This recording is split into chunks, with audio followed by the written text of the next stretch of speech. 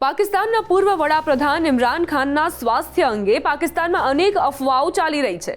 પાકિસ્તાનમાં એવી અફવાઓએ વેગ પકડ્યો છે કે જેલમાં તેમનું સ્વાસ્થ્ય ઠીક નથી, તો બીજી તરફ પાકિસ્તાનના રાવલપિંડી જેલમાં કેદ ઇમરાન ખાનની હત્યા અંગેની ચર્ચાઓ ઇસ્લામાબાદથી કાબુલ સુધી તેજ બની છે। બલુચિસ્તાનના એક નેતાએ દાવો કર્યો છે કે પાકિસ્તાનની ખુફિયા એજન્સી અને આસિમ મુનિરની સાજિશ હેઠળ આ કાર્યને અંજામ આપવામાં આવ્યો છે। હાલ આ ખબરોની કોઈ સત્તાવાર પુષ્ટિ થઈ નથી, જો કે જેલની બહાર ભીડની તસવીરો સોશિયલ મીડિયા પર ખૂબ વાયરલ થઈ રહી છે, જેમાં દાવો કરવામાં આવ્યો છે કે ઇમરાનની બહેનો અને અન્ય પરિવારજનોને જેલમાં જવાની મંજૂરી નથી મળી। આ કારણે તેમની હત્યાની શંકા વધુ ગાઢ થઈ રહી છે। સ્વઘોષિત સ્વતંત્ર દેશ બલુચિસ્તાનના વિદેશ મંત્રાલયના ટ્વિટર એકાઉન્ટને હેન્ડલ કરતા નેતાએ દાવો કર્યો છે કે પંજાબી પાકિસ્તાની જેલમાં ઇમરાન ખાનની હત્યા થઈ ગઈ છે, જેમને લાંબા સમયથી કેદમાં રાખવામાં આવ્યા હતા। આ પોસ્ટમાં મીડિયા આઉટલેટના હવાલાથી લખાયું છે કે તેમની હત્યા આસિમ મુનિર અને ISI એડમિનિસ્ટ્રેશને કરાવી છે। જો આ માહિતી સાચી સાબિત થઈ તો આ આતંકવાદી દેશ પાકિસ્તાનનો અંત થઈ જશે। વિશ્વ સમક્ષ સત્ય આવતા જ આ દેશની બાકી રહેલી માન્યતા પણ ખતમ થઈ જશે। આ ઉપરાંત અફઘાનિસ્તાન ટાઈમ્સે પાકિસ્તાની સ્ત્રોતોના હવાલાથી દાવો કર્યો છે કે PTI અધ્યક્ષ ઇમરાન ખાનની જેલમાં હત્યા કરાઈ છે। આ અહેવાલમાં વધુ એક દાવો કરાયો છે કે શંકાસ્પદ રીતે હત્યા પછી તેમનો મૃતદેહ જેલમાંથી હટાવી લેવામાં આવ્યો છે।